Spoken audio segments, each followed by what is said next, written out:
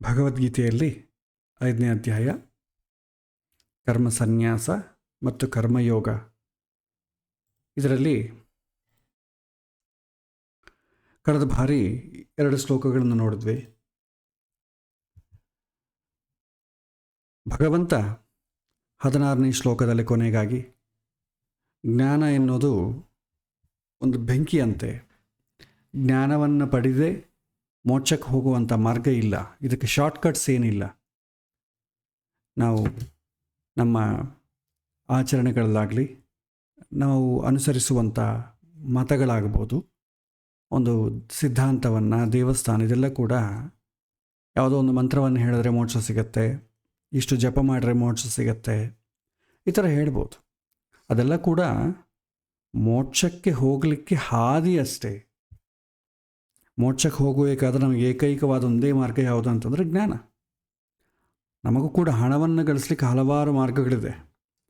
ಆದರೆ ಹೆಚ್ಚಿನವರು ಅಡಾಪ್ಟ್ ಮಾಡೋದು ಯಾವುದು? ಚೆನ್ನಾಗಿ ಓದಿಕೊಳ್ಬೇಕು. ಓದಿಕೊಳ್ಳದೇ ಇದ್ದರೆ ಕೂಡ ಹಣವನ್ನು ಸಂಪಾದನೆ ಮಾಡ್ಬೋದು, ಓದಿಕೊಂಡವರಿಗಿಂತಲೂ ಜಾಸ್ತಿ ಸಂಪಾದನೆ ಮಾಡ್ಬೋದು. ಆದರೆ ಓದಿಕೊಂಡು ಅದರಿಂದ ಬರುವಂಥ ಸಂಪಾದನೆಯಲ್ಲಿದ್ದಂಥ ಸಂತೋಷ ಬೇರೆದ್ರಲ್ಲಿರಲ್ಲ. ಹಾಗಾಗಿ ಮನುಷ್ಯನಿಗೆ ಶಾಂತಿ ಉಂಟಾಗಬೇಕಾದರೆ ಇರುವಂಥ ಮಾರ್ಗ ಒಂದೇ, ಅದು ಜ್ಞಾನ ಬಿಟ್ಟು ಬೇರೆ ಯಾವುದೂ ಇಲ್ಲ. ಅದಕ್ಕೆ ಕೂಡ ಮನುಷ್ಯ ಕಲಿತುಕೊಂಡು ಸಿದ್ಧರಾಗಿರಬೇಕು. ನಾವು ಕಳೆದ ಬಾರಿ, ಅದಕ್ಕೆ ಮುಂಚಿನ ಬಾರಿ ಅನೇಕ ಬಾರಿ ಹೇಳಿದ್ವಿ, ಒಂದೇ ವಿಷಯವೇ, ಜ್ಞಾನ ಇಲ್ಲದೆ ನೆಮ್ಮದಿ ಸಿಗಲ್ಲ. ನಾವು ಲೌಕಿಕವಾಗಿ, ದೈಹಿಕವಾಗಿ ಯಾವ ಕಷ್ಟವನ್ನು ಅನುಭವಿಸಬಾರ್ದಂತೇಳಿ ನಮ್ಮ ಮಕ್ಕಳನ್ನಾಗ್ಬೋದು, ನಾವಾಗ್ಬೋದು, ಒಳ್ಳೆಯ ವಿದ್ಯೆಯನ್ನು ಅಭ್ಯಾಸ ಮಾಡ್ತೇವೆ. ಒಳ್ಳೆಯ ವಿದ್ಯೆ ಅಂತ ಹೆಂಗೆ ಅಂತೀವಿ ಅಂತಂದರೆ, ಕಷ್ಟವನ್ನು ಬಂದಾಗ ಅದನ್ನು ಜಯಿಸಲಿಕ್ಕೆ ಬೇಕಾದಂಥ ಹಣವನ್ನು ಸಂಪಾದನೆ ಮಾಡಲಿಕ್ಕೆ ಬೇಕಾದಂಥ ವಿದ್ಯೆ. ಇದನ್ನೇ ಲೌಕಿಕ ವ್ಯವಹಾರದ ನೀತಿ ಅಷ್ಟೇ. ವ್ಯವಹಾರದಲ್ಲಿ ಏನು ಬೇಕು? ನಾವು ಸಮಾಜದಲ್ಲಿ ಒಂದು ಗೌರವ ಸ್ಥಾನದಲ್ಲಿ ಆಹಾರಕ್ಕೆ, ಬಟ್ಟೆಗೆ, ನಿವಾಸಕ್ಕೆ, ಆರೋಗ್ಯಕ್ಕೆ ಕೊರತೆ ಇಲ್ಲದೇ ಇರಬೇಕು ಅಂತಂದರೆ ಹಣ ಬೇಕು, ಜನಗಳ ಸಹಕಾರ ಬೇಕು. ಹಾಗಾಗಿ ಹಣ, ಅಧಿಕಾರ ಇದೆಲ್ಲ ಬೇಕಾಗ್ತದೆ. ಇದರಿಂದ ಭೌತಿಕವಾಗಿ, ಲೌಕಿಕವಾಗಿ ಸಂತೋಷವಾಗಿರ್ಬೋದು. ಆದರೆ ಮನಸ್ಸು ಅಂತೊಂದಿದಲ್ವ, ಅದು ಯಾವಾಗೂ ಕೂಡ ಅದರ ಮನಸ್ಸಲ್ಲಿ ಏನೇನು ಉದಯಿಸುತ್ತೋ, ಬಯಕೆಗಳೇನೇನು ಬರುತ್ತೋ ಎಲ್ಲವನ್ನೂ ಹಣದಿಂದ ಕೊಂಡ್ಕೊಳ್ಳಿಕ್ಕಾಗೋದಿಲ್ಲ. ಒಂದು 50 ವರ್ಷದ ಹಿಂದೆ, ಅಂದರೆ ನಮ್ಮ ತಂದೆಯವರ ಕಾಲದಲ್ಲಿ ಹಣ ಇಲ್ಲ, ಬಟ್ ಆದರೂ ನೆಮ್ಮದಿಯ ನಡೀತಾ ಇತ್ತು. ಆಗ ಬೇರೆ ಕಷ್ಟ ಇತ್ತು. ಭೌತಿಕವಾಗಿ ಊಟಕ್ಕೆ ಕಷ್ಟ, ಬಟ್ಟೆಗೆ ಕಷ್ಟ, ಯಾವುದಕ್ಕೆಲ್ಲದಕ್ಕೂ ಹಣದ ಕಷ್ಟ. ಅದನ್ನು ಓವರ್ಕಮ್ ಮಾಡಲಿಕ್ಕೆ ಏನು ಮಾಡಿದ್ರು, ನಮ್ಮ ಹಿರಿಯರೆಲ್ಲ ಕೂಡ ಒಂದು ಹಾದಿಯನ್ನು ಹಿಡಿದ್ರು. ಚೆನ್ನಾಗಿ ಓದಿಕೊಂಡು ಹಣ ಮಾಡಿದ್ದಾರೆ. ಇವತ್ತು ಆ ಕಷ್ಟ ಇಲ್ಲ, ಈಗ ಬೇರೆ ಕಷ್ಟ ಇದೆ, ಮನಸ್ಸು ನೆಮ್ಮದಿ ಇಲ್ಲ. ಹಾಗಾಗಿ ಹಣದ ಕಷ್ಟ ಆದಾಗ ಒಂದು ಓದ್ಕೊಂಡ್ವಿ, ಬಟ್ ಮನಸ್ಸಿಗೆ ಕಷ್ಟ ಆದಾಗ ಯಾವುದನ್ನು ಓದಿಕೊಳ್ಬೇಕು? ಯಾವುದು ಮನಸ್ಸಿಗೆ ನೆಮ್ಮದಿ ಕೊಡುತ್ತೋ ಅದನ್ನು ಓದಬೇಕು. ಅದು ಓದೋದು ಅಂತ ಹೇಗೆ? ನ್ಯೂಸ್ ಪೇಪರ್ ಓದಿದ್ರೆ ಪ್ರಯೋಜನ ಇಲ್ಲ. ನ್ಯೂಸ್ ಪೇಪರ್ ಓದ್ತೇವೆ, ಜಸ್ಟ್ ಇನ್ಫಾರ್ಮೇಷನ್ ತಿಳ್ಕೊಳ್ತೀವಿ ಅಷ್ಟೇ, ಅಲ್ಲಿ ಅದನ್ನು ಬಿಟ್ಬಿಡ್ತೇವೆ. ಅದು ನಮ್ಮ ಜೀವನದಲ್ಲಿ ಧಾರಣೆಯಲ್ಲಿ ಏನೂ ಇರಲ್ಲ. ಇವತ್ತು ನ್ಯೂಸ್ ಪೇಪರ್ ನಾವು ಓದ್ತೇವೆ, ಯಾವುದೋ ಒಂದು ಯುದ್ಧದ ಬಗ್ಗೆಯೋ, ಮ್ಯಾಚ್ ಬಗ್ಗೆಯೋ, ಸರ್ಕಾರದ ಯೋಜನೆಗಳ ಬಗ್ಗೆಯೋ, ಮನುಷ್ಯರ ಇಚ್ಛೆಗಳ ಬಗ್ಗೆಯೋ, ಸಿನಿಮಾಗಳ ಬಗ್ಗೆಯೋ ಎಲ್ಲ ಓದ್ತೇವೆ. ಎಲ್ಲ ಓದಿ ಈ ತಲೆಗೇನು ಇಟ್ಕೊಳ್ಳೋದಿಲ್ಲ, ಅದಲ್ಲಿಗೆ ವಿಷಯ ತಿಳ್ಕೊಂಡು ಅಲ್ಲಿಗೆ ಬಿಟ್ಬಿಡ್ತೇವೆ. ಅದೇ ಒಂದು ನ್ಯೂಸ್ ಪೇಪರ್ ಕೊಟ್ಟು, ಈ ನ್ಯೂಸ್ ಪೇಪರಲ್ಲಿ ಇದ್ದಂಥ ವಿಷಯಗಳನ್ನೆಲ್ಲ ಕೂಡ ಎಕ್ಸಾಮ್ ಇಡ್ತೇವೆ, ಬರಿಬೇಕಾಗತ್ತೆ. ಮಿನಿಮಮ್ 75% ಮಾರ್ಕ್ಸ್ ಬರಬೇಕಾದ್ರೆ ಒಬ್ಬ ಮನುಷ್ಯ ಓದ್ಕೊಳ್ಬೇಕಾದ್ರೆ ಎಷ್ಟು ದಿನ ಬೇಕು? ಆ ನ್ಯೂಸ್ ಪೇಪರ್ ಕಂಟೆಂಟ್ ಎಲ್ಲ ಓದಬೇಕಾದ್ರೆ ಮಿನಿಮಮ್ 20-30 ಪೇಜಸ್ ಇರುತ್ತೆ. ಎಲ್ಲ ಓದಬೇಕಾದ್ರೆ, ಆ ಧಾರಣೆಯಲ್ಲಿರ್ಬೇಕಾದ್ರೆ ಮಿನಿಮಮ್ 1 ತಿಂಗಳೋ, 2 ತಿಂಗಳೋ, 3 ತಿಂಗಳೋ ಬೇಕಾಗ್ತದೆ. ಅಂದರೆ ಅದನ್ನು ಪರೀಕ್ಷೆ ಇಟ್ಟರೆ ನಾವು ಅದನ್ನು ಹೇಳಲಿಕ್ಕೆ, ಬರೀ ಓದಲಿಕ್ಕೆ ಏನು ತೊಂದರೆ ಇಲ್ಲ. ಇಲ್ಲ 35 ಮಾರ್ಕ್ ಪಾಸ್ ಆದರೆ ಸಾಕು ಅಂತ ಒಂದು ಕಡಿಮೆ ಮಾಡಿದರೆ 1 ತಿಂಗಳು ಬೇಕಾಗ್ತದೆ. ಅದು ಸ್ವಲ್ಪ ವಯಸ್ಸಾಗಿತ್ತು ಅಂದ್ಕೊಳ್ಳಿ, ಗ್ರಹಣ ಶಕ್ತಿ ಕಡಿಮೆ ಇರುತ್ತೆ, ಅವಾಗಿನ್ನೂ ಜಾಸ್ತಿ ಬೇಕಾಗ್ತದೆ. ಅದೇ ರೀತಿ ಇದೊಂದು ಎಕ್ಸಾಂಪಲ್ ಹೇಳಿದೆ. ಮನಸ್ಸನ್ನು ನೆಮ್ಮದಿಗೊಳಿಸಬೇಕಾದರೂ ಕೂಡ ನಮಗೆ ಅದಕ್ಕಿರುವಂಥ ಜ್ಞಾನವನ್ನು ಪಡೆಯುವಂಥ ಶಾಸ್ತ್ರ ಬೇಕು. ಭಗವದ್ಗೀತೆ ಆಗ್ಬೋದು, ಉಪನಿಷತ್ತುಗಳಾಗ್ಬೋದು, ಪುರಾಣಗಳಾಗ್ಬೋದು, ಬೇಕೇ ಬೇಕು. ಅದನ್ನು ಓದಿ ಆವಾಗ ನಮ್ಮ ಮನಸ್ಸು ಜ್ಞಾನವನ್ನು ಪಡೆದ ಮೇಲೆ ನೆಮ್ಮದಿ ಆಗ್ತದೆ. ಎಷ್ಟು ದಿನ ಬೇಕಾಗ್ತದೆ ಓದೋಕ್ಕೆ? ನಾವು ನಿತ್ಯ ಪಾರಾಯಣ ಮಾಡಿದಂಗೆ, ನ್ಯೂಸ್ ಪೇಪರ್ ಓದಿದಂಗೆ ಭಗವದ್ಗೀತೆ ಓದೋದ್ರಿಂದ ಏನು ಪ್ರಯೋಜನ ಇಲ್ಲ. ಅದು ಧಾರಣೆಯಲ್ಲಿರಲ್ಲ. ನ್ಯೂಸ್ ಪೇಪರ್ಲಿರೋ ವಿಚಾರ ಧಾರಣೆಯಲ್ಲಿಲ್ಲ, ಭಗವದ್ಗೀತೆ ವಿಚಾರ ಕೂಡ ಧಾರಣೆಯಲ್ಲಿಲ್ಲ ಅಂತಾಗ ಸಮಸ್ಯೆ ಬಂದಾಗ ನಾವು ಹೇಗೆ ಪರಿಷ್ಕಾರ ಮಾಡ್ಕೋಬೇಕು, ಶಾಂತಿಯನ್ನು ಪಡ್ಕೊಳ್ಳೋದು ಹೇಗೆ? ಅದಕ್ಕೆ ಹಿಂದಿನ ಕಾಲದಲ್ಲಿ ಪ್ಯಾರಲಲ್ ಆಗಿ ಈ ವಿದ್ಯೆಯನ್ನು ಕೂಡ ಹೇಳ್ಕೊಡ್ತಿದ್ರು.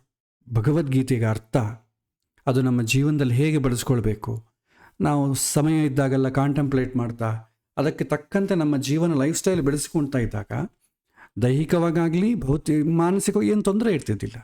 ಇವತ್ತು ಪೂರ್ತಿ ಮುಚ್ಚಿ ಪಕ್ಕದಲ್ಲಿಟ್ಟು ಯಾವಾಗೂ ಸಣ್ಣ ಮಕ್ಕಳಿಗೆ ಸ್ಪರ್ಧೆ ಇದ್ದಾಗ ಭಗವದ್ಗೀತೆ ಶ್ಲೋಕಗಳು ಬರ್ತದೆ, ಅಥವಾ ಯಾರಾದರೂ ಪ್ರವಚನ ಇಲ್ಲ ಭಗವದ್ಗೀತೆ ಪಾರಾಯಣ, ವಿಷ್ಣು ಸಹಸ್ರನಾಮ ಪಾರಾಯಣ ಅಂತೀವಲ್ಲ, ಆವಾಗ ಅದು ಬರ್ತದೆ, ಬಾಯಿ ಪಾಠ ಮಾಡ್ತೇವೆ. ಆದರೆ ಸಮಸ್ಯೆ ಬಂದಾಗೆ ಹೊರಗೆ ಬರೋದಿಲ್ಲ. ಮತ್ತು ಯಥಾ ರೀತಿ ವ್ಯವಹಾರದಲ್ಲಿ ನಮ್ಮ ಕಷ್ಟಗಳಿದ್ದಿದ್ದೆ, ಯಾವ ಕಷ್ಟವೂ ಪರಿಹರಿಸಿಕೊಳ್ಳಲಿಕ್ಕೆ ನಮ್ಮ ಭಗವದ್ಗೀತೆ ಹೆಲ್ಪ್ ಆಗ್ತಾ ಇಲ್ಲ ನಮಗೆ. ಆ ರೀತಿ ಇದ್ದ ಕಷ್ಟ.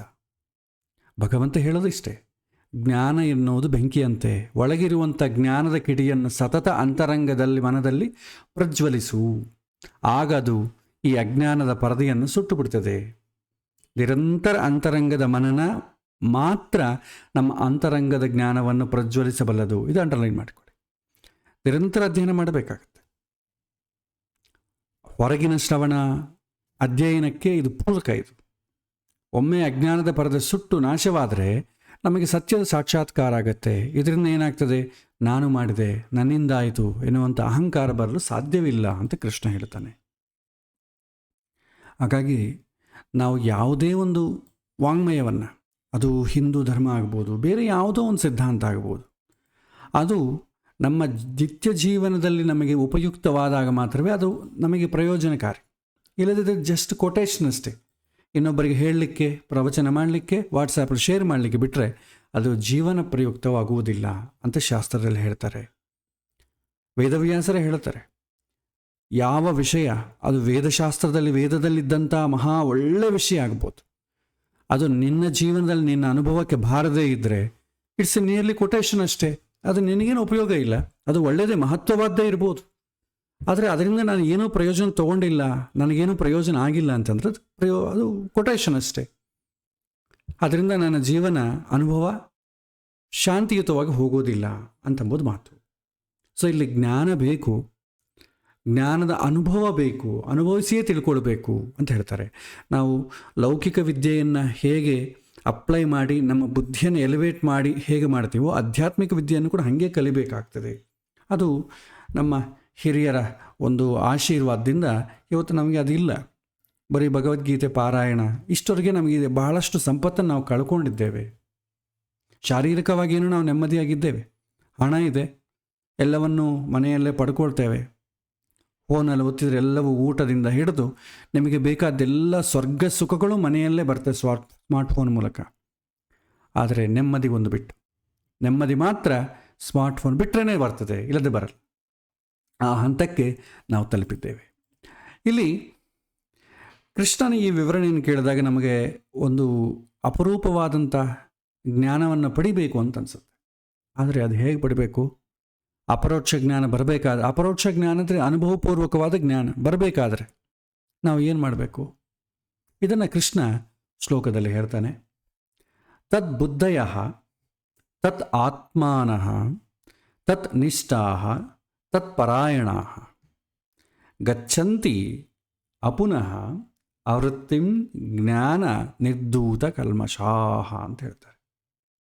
ಪಾರಾಯಣ ಮಾಡೋ ಕಾಲಕ್ಕೆ ಬಿಡಿಸಿ ಹೇಳೋಂಗಿಲ್ಲ, ಬಟ್ ಪಾಠದಲ್ಲಿ ಬಿಡಿಸಿ ಹೇಳುವಂಥ ಇದಿದೆ. ಕೃಷ್ಣ ಹೇಳ್ತಾನೆ,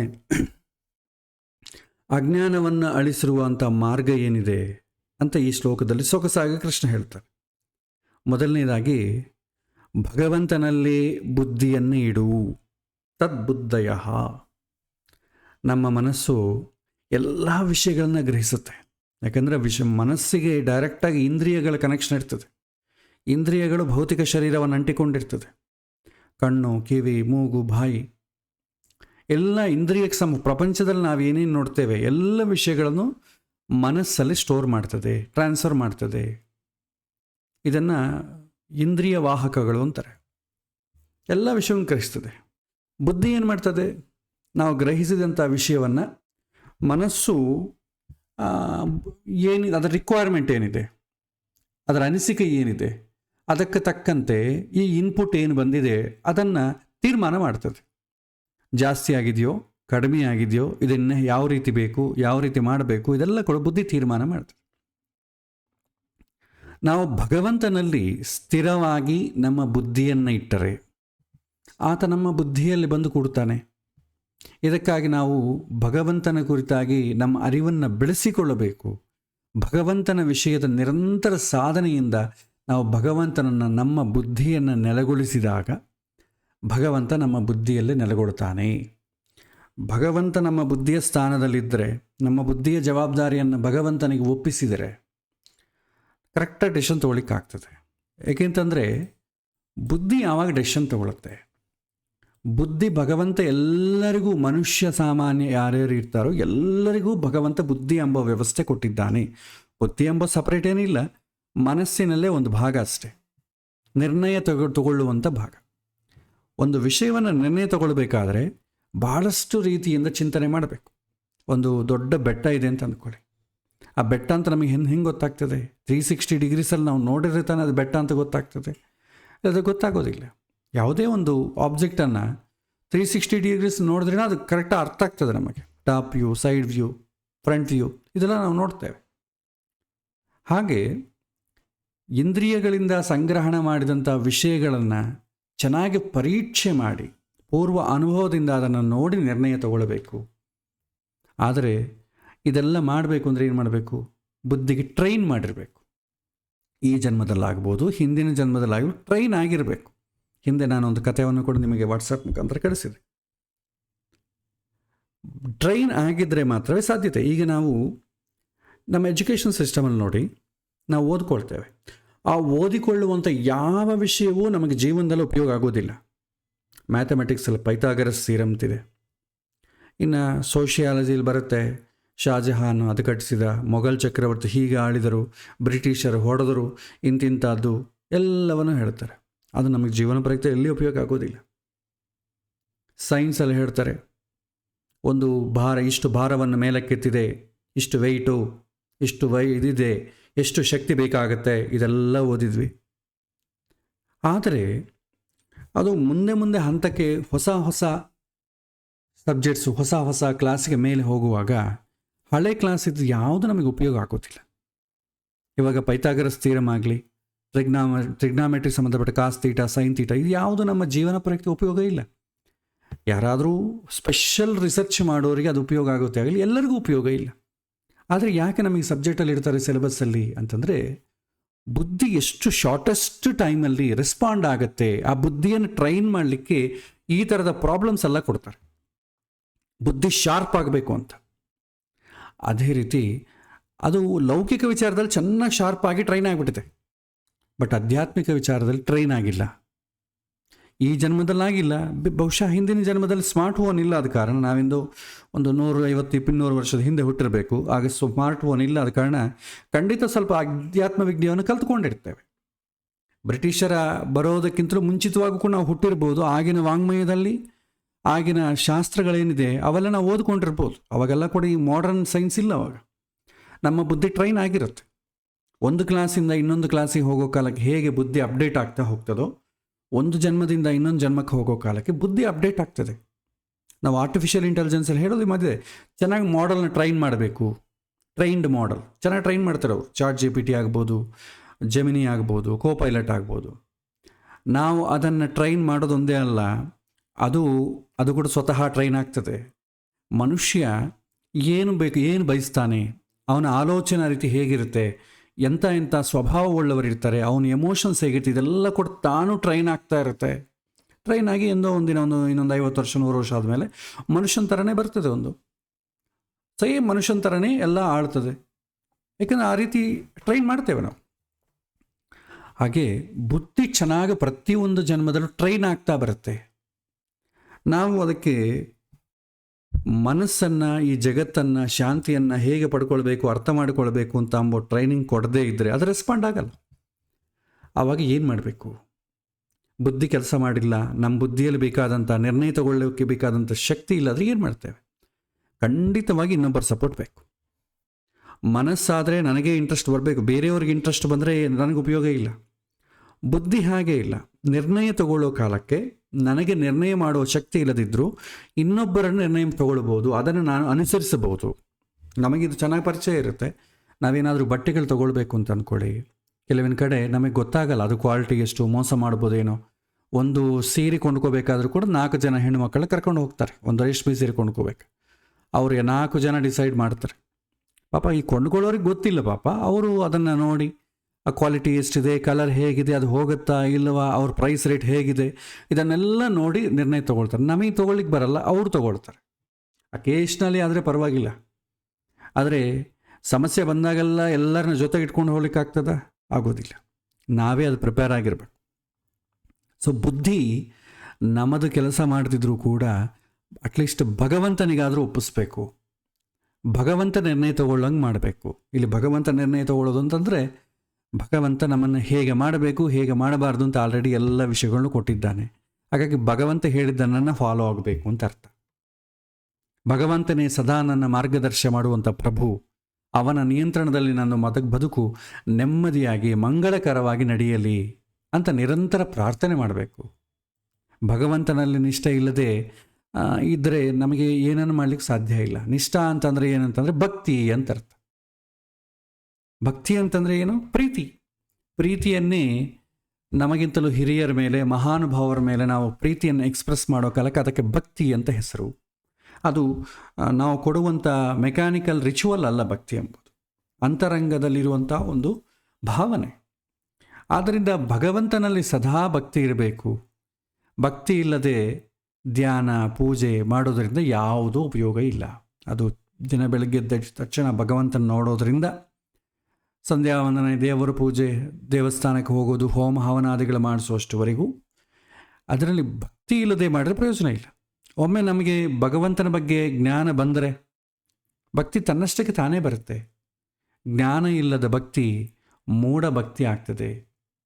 ಜ್ಞಾನ ಇಲ್ಲ ಆದರೆ ಭಕ್ತಿ ಇದೆ, ಮೂಢ ಭಕ್ತಿ ಆಗ್ತದೆ. ಆವಾಗ ಹೆಂಗೆ ಬರ್ತದೆ? ಯಾವ ಥರ ಇರ್ತದೆ? ನಾವೆಲ್ಲ ಇವತ್ತು ನೋಡ್ತಾ ಇದ್ದದೇ TV ಚಾನಲ್ಸ್ ಓಪನ್ ಮಾಡಿದ್ರೆ ಧರ್ಮನಿಷ್ಠ ಗರಿಷ್ಠರೊಬ್ಬರು ಕೂತಿರ್ತಾರೆ, ಪಕ್ಕದಲ್ಲಿ ಒಬ್ಬರು ಆ್ಯಂಕರ್ ಇರ್ತಾರೆ, ಒಂದು ಟೆಲಿಫೋನ್ ಕಾಲ್ ಇರುತ್ತೆ, ಯಾರೋ ಫೋನ್ ಮಾಡ್ತಾರೆ, ಗುರುಗಳೇ ನಮ್ಮ ಮನೆಗೆ 5 ಬತ್ತಿ ದೀಪ ಇದೆ, 5 ಬತ್ತಿ ಹಚ್ಚಬೇಕು, 4 ಬತ್ತಿ ಹಚ್ಚಬೇಕು, ಅರ್ಥ ಆಗಲಿಲ್ಲ, ಎಳ್ಳೆಣ್ಣೆಂದು ಹಚ್ಚಬೇಕು, ತುಪ್ಪ ಹಚ್ಚಬೇಕು, ಗೊತ್ತಿಲ್ಲ, ಯಾವ ಡೈರೆಕ್ಷನಲ್ಲಿ ಇರಬೇಕು, ನಾನೇ ಇಡಬೇಕಾ, ನಮ್ಮ ಮನೆಗೆ ಯಾರಾದರೂ ಇಟ್ಟರು ಪರವಾಗಿಲ್ಲ, ಅದು ಎಷ್ಟು ಗಾತ್ರದಲ್ಲಿರಬೇಕು, ದೊಡ್ಡ ಇದರಲ್ಲಿ ಪಾತ್ರೆ ಎಲ್ಲ ಹಚ್ಚಬೇಕು, ಒಂದು ಚಿಕ್ಕ ದೀಪ ಹಚ್ಚಬೇಕು. ಒಬ್ಬೊಬ್ಬರು 1 ದೀಪ ಹಚ್ಚು ಅಂತಾರೆ, ಇನ್ನೊಬ್ಬರು 2 ಹಚ್ಚು ಅಂತಾರೆ, ಒಬ್ಬ ಮನೆಯೆಲ್ಲ ಹಚ್ಚು ಅಂತಾರೆ. ಹೇಗೆ ಗುರುಗಳೇ ಇದು? ಎಷ್ಟು ಬತ್ತಿ ಇಡಬೇಕು, ಆ ಬತ್ತಿ ಯಾವುದರಿಂದ ಮಾಡಬೇಕು? ಇದೆಲ್ಲ ಬರ್ತದೆ. ಜ್ಞಾನ ಇಲ್ಲದಾಗ ಭಕ್ತಿ ಮಾತ್ರವೇ ಉಳ್ಕೊಂಡ್ರೆ ಆಗುವಂಥ ಮೂಢಭಕ್ತಿ ಇದು. ಭಕ್ತಿಯ ಕಾನ್ಸೆಪ್ಟ್ ಏನಿದೆ? ನಾವು ಭಗವಂತನ ಮುಂದೆ ದೀಪ ಹಚ್ಚುವುದು ಯಾಕೆ ಅಂತಂಬುದು ತಿಳ್ಕೊಂಡ್ರೆ ಮಿಗತಾದೆಲ್ಲ ಇಮ್ಮೆಟೀರಿಯಲ್. ಯಾವುದರಿಂದ ಹಚ್ಚಿದ್ದೀವಿ, ಯಾವ ಎಣ್ಣೆಯಿಂದ ಹಚ್ಚಿದ್ದೀವಿ, ಯಾವುದೆಲ್ಲ, ಇದೆಲ್ಲ ಕೂಡ ಇಮ್ಮೆಟೀರಿಯಲ್ ಆಗಿಬಿಡ್ತದೆ. ಆದರೆ ನಾವು ಅದನ್ನು ತಿಳ್ಕೊಳ್ಳೋ ಸಾಹಸ ಮಾಡಲಿಕ್ಕೆ ಹೋಗಲ್ಲ. ದೇವರಿಗೆ ಒಂದು ಹೂವಿನ ಹಾರ ಹಾಕ್ತೀವಿ, ಯಾಕೆ ಗೊತ್ತಿಲ್ಲ. ವಿದೇಶದವ್ರಿಗೆ ಈ ಥರ ಪ್ರಶ್ನೆಗಳು ಬರುತ್ತೆ.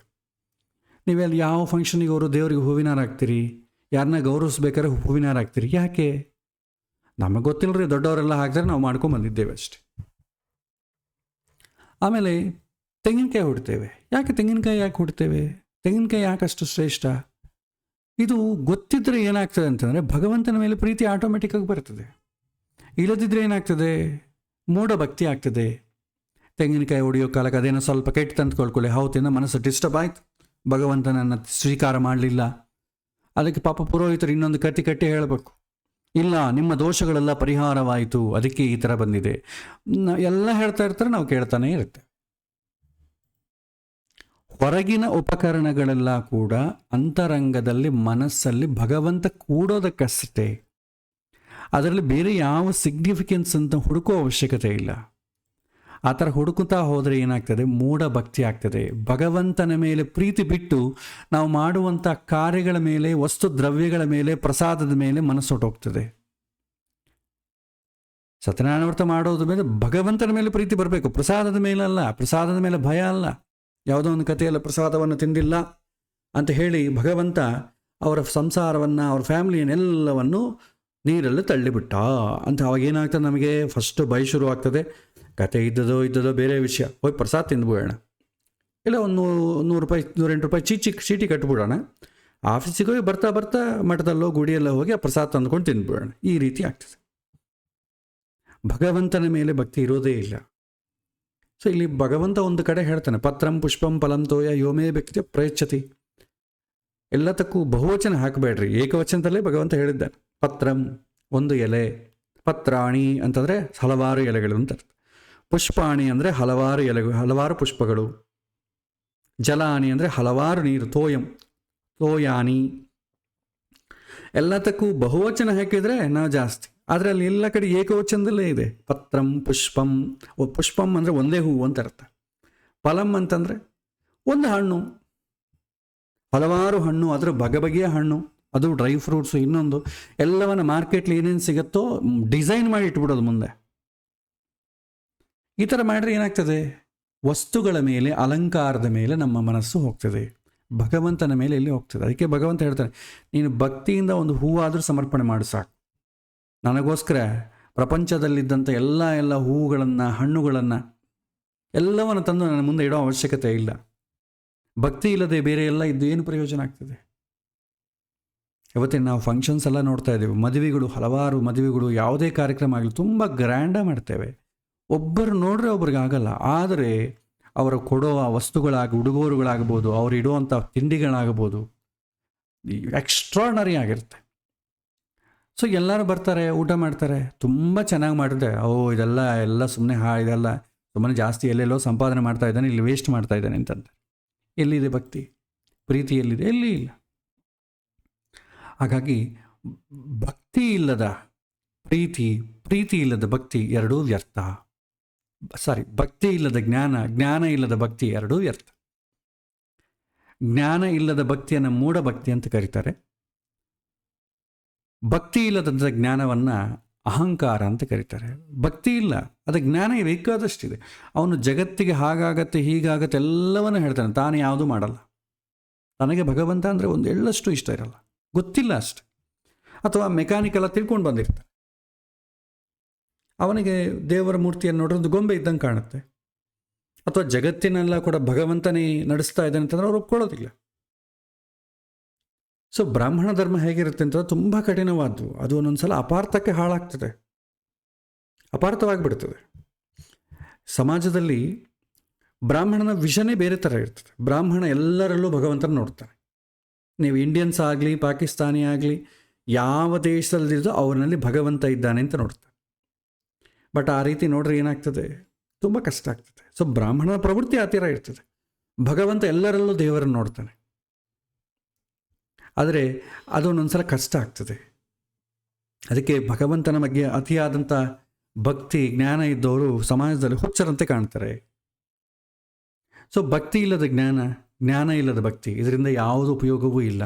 ಅದು ಶುಷ್ಕ ಪಾಂಡಿತ್ಯ ಅಂತಂತಾರೆ. ಹೀಗೆ ಮನಸ್ಸು ಬುದ್ಧಿಯನ್ನು ಭಗವಂತನಲ್ಲಿ ನೆಲೆಸಿ ಜ್ಞಾನಪೂರ್ವಕವಾದಂಥ ಭಕ್ತಿಯನ್ನು ರೂಢಿಸಿದಾಗ ಎಲ್ಲದಕ್ಕಿಂತ ದೊಡ್ಡ ಆಶ್ರಯ ಭಗವಂತ, ತತ್ಪರಾಯಣ ಎನ್ನುವಂಥ ಜ್ಞಾನ ಬರುತ್ತೆ. ಇದರಿಂದ ಸಂಸ್ಕಾರವೇ ಸರ್ವಸ್ವ ಎನ್ನುವಂಥ ಭ್ರಾಂತಿ, ಸಂಸಾರವೇ ಸರ್ವಸ್ವ ಎಂಬ ಭ್ರಾಂತಿ ಹುಟ್ಟೋಗ್ತದೆ. ಪುರಂದರದಾಸರು ಹೇಳ್ತಾರಲ್ಲ, ಅಲ್ಲಿದೆ ನಮ್ಮ ಮನೆ, ಇಲ್ಲಿಗೆ ಬಂದೆ ಸುಮ್ಮನೆ. ಅಂದರೆ ಈ ಸಂಸಾರ ಶಾಶ್ವತ ಅಲ್ಲ. ಸಂಸಾರ ಅಂತಂದರೆ ಗಂಡ ಹೆಂಡತಿ ಅರ್ಥ ಅಲ್ಲ ರೀ. ಸಂಸಾರ ಅಂದರೆ ಜಗತ್ತಿನಲ್ಲಿ ನಾವು ಇಟ್ಟುಕೊಂಡಂಥ ಶಾಶ್ವತ ಅಂತಂದು ಇಟ್ಟುಕೊಂಡಂಥ ಅಟ್ಯಾಚ್ಮೆಂಟ್ ಏನಿದೆ ಅದನ್ನು ಸಂಸಾರ ಅಂತ ಶಾಸ್ತ್ರದಲ್ಲಿ. ಸಂಸಾರ ಎಂಬುದು ಒಂದೊಂದು ರೀತಿಯಾದ ಅರ್ಥ ಬರ್ತವೆ. ವ್ಯಾವಹಾರಿಕದಲ್ಲಿ ಸಂಸಾರ ಅಂದರೆ ಗಂಡ ಹೆಂಡತಿ ಮಕ್ಕಳು, ಇದನ್ನು ಸಂಸಾರ ಅಂತಾರೆ. ಶಾಸ್ತ್ರೋಕ್ತವಾಗಿ ಹೇಳಿದ್ರೆ ಸಂಸಾರ ಅಂತಂಬ ಪದ ಪ್ರಯೋಗ ಆಗಿದೆ ಅಂತಂದರೆ ನಮ್ಮ ಮನಸ್ಸು ಅದು ಬೇಕು, ಇದು ಬೇಕು, ಅದೇ ಸರ್ವಸ್ವ, ಅದೇ ನನಗಿಷ್ಟ ಅಂತ ಅಟ್ಯಾಚ್ಮೆಂಟ್ ಇಟ್ಕೊಳ್ತದಲ್ಲ, ಇದನ್ನು ಸಂಸಾರ ಅಂತಾರೆ. ಅದು ಶಾಶ್ವತ ಅಲ್ಲ. ಆವಾಗ ಯಾವಾಗ ಇಲ್ಲಿಂದ ಹೊರಡಬೇಕು ನಮಗೆ ಗೊತ್ತಿಲ್ಲ. ಆಗಿರುವಾಗ ನನ್ನದು ಎನ್ನುವಂಥ ಅಹಂಕಾರ ಯಾಕೆ? ಇದು ಪಲಾಯನವಾದಲ್ಲ. ನಾವು ಯಾವುದನ್ನು ಬಿಡಬೇಕಾಗಿಲ್ಲ. ಆದರೆ ಅದೇ ಸರ್ವಸ್ವ ಎನ್ನುವಂಥ ಭ್ರಮೆಯಿಂದ ಹೊರಗೆ ಬರಬೇಕಷ್ಟೇ. ಭಗವಂತ ಕೊಟ್ಟಿದ್ದಾನೆ, ಕೊಟ್ಟಷ್ಟು ಕಾಲ ಇಟ್ಟಷ್ಟು ಕಾಲ ಇರೋದು. ಅದೇ ರೀತಿ ಯಾವ ತತ್ವಾಭಿಮಾನಿ ದೇವತವನ್ನು ನಾವು ತಿರಸ್ಕಾರ ಮಾಡಬಾರದು. ಅವರು ನಮಗೆ ಭಗವಂತನನ್ನು ಸೇರುವಂಥ ಮಾರ್ಗವನ್ನು ತೋರಿಸುವಂಥ ಭಗವಂತನ ಪರಿವಾರ. ಆದರೆ ಅವರೆಲ್ಲ ಸರ್ವಸ್ವ ಅಲ್ಲ, ದೇವರ ಒಬ್ಬನೇ. ದೇವತೆಗಳು ಹಲವಾರು ಇರಬಹುದು. ಡಿಸ್ಕ್ರಿಮಿನೇಷನ್ ಬೇಡ ಅಂತ. ಎಲ್ಲದಕ್ಕಿಂತ ಮೇಲೆ ಎಲ್ಲರಿಗೂ ಇರತಕ್ಕಂಥ ಪರತತ್ವ ಎಚ್ಚರದೊಂದಿಗೆ ನಿನ್ನ ಪಾಲಿನ ಬಂದ ಕರ್ತವ್ಯವನ್ನು ಭಗವಂತನ ಪ್ರಸಾದ ಅಂತ ಮಾಡು ಅಂತ ಹೇಳ್ತಾರೆ ಶಾಸ್ತ್ರಗಳು. ಓಡಿ ಹೋಗಬೇಡ, ಸಂಸಾರದಲ್ಲೇ ಬದುಕು. ಭಗವಂತ ಏನು ಕೊಟ್ಟರೆ ಅದನ್ನು ಸ್ವೀಕರಿಸು. ನಿನ್ನೆಲ್ಲ ಸರ್ವಸ್ವವನ್ನು ಪರಮರಕ್ಷಕ ಭಗವಂತನಲ್ಲಿ ಅರ್ಪಿಸು. ಹೀಗೆ ಬದುಕುವುದರಿಂದ ನಮ್ಮ ಆತ್ಮಕ್ಕೆ ಅಂಟಿದಂಥ ಕೊಳೆ ತೊಡೆದು ಹೋಗ್ತದೆ, ಮನಸ್ಸು ಸ್ವಚ್ಛ ಆಗ್ತದೆ, ಆಗ ಜ್ಞಾನ ಬೆಳಗುತ್ತದೆ, ಭಗವಂತನ ಸಾಕ್ಷಾತ್ಕಾರವಾಗುತ್ತದೆ. ಇದರಿಂದ ಮತ್ತೆ ಮರಳಿಬಾರದಂಥ ಶಾಶ್ವತವಾದಂಥ ಮೋಕ್ಷವನ್ನು ನಾವು ಹೊಂದುತ್ತೇವೆ. ಹಾಗಾಗಿ ನಮ್ಮ ಬುದ್ಧಿಯನ್ನು ಭಗವಂತಗೆ ಒಪ್ಪಿಸ್ಬೇಕು. ನಿಮಗೆ ಹಲವಾರು ಸಲ ಈ ಒಂದು ಚಿತ್ರವನ್ನು ತೋರಿಸಿದ್ದೇನೆ. ಭಗವದ್ಗೀತೆ ಉಪದೇಶ ಮಾಡುವ ಸಮಯದಲ್ಲಿ ಕೃಷ್ಣಾರ್ಜುನ ಉಪಸ್ಥಿತಿಯನ್ನು ನಾವು ಒಂದು ರಥ ಈ ಚಿತ್ರದಲ್ಲಿ ನೋಡಿದರೆ, ಇದನ್ನು ನಮ್ಮ ದೇಹ ಅಂತ ಮಾಡಿಕೊಂಡರೆ ಯಾವುದು ಏನು ಇಂಡಿಕೇಟ್ ಮಾಡುತ್ತೆ? ಈ ಶರೀರ ಎಂಬುದೇ ಒಂದು ರಥ. ಆ ಶರೀರಕ್ಕೆ ಇಂದ್ರಿಯಗಳು ಅಂತಂಬ ಕುದುರೆಗಳನ್ನು ಕಟ್ಟಿದೆ. ಆ ಕುದುರೆಗಳು ಒಂದು ಹಗ್ಗ ಅಂತಂಬುದು ಮನಸ್ಸು. ಇಂದ್ರಿಯಗಳಿಗೆ ಮನಸ್ಸು ಡೈರೆಕ್ಟ್ ಅಟ್ಯಾಚ್ ಆಗಿರುತ್ತೆ. ಒಂದು ಎಂಡೇನೋ ಇಂದ್ರಿಯಗಳಿರ್ತದೆ ಮನಸ್ಸಿಗೆ, ಇನ್ನೊಂದು ಎಂಡ್ ಬಂದು ಬುದ್ಧಿಗಿರ್ತದೆ.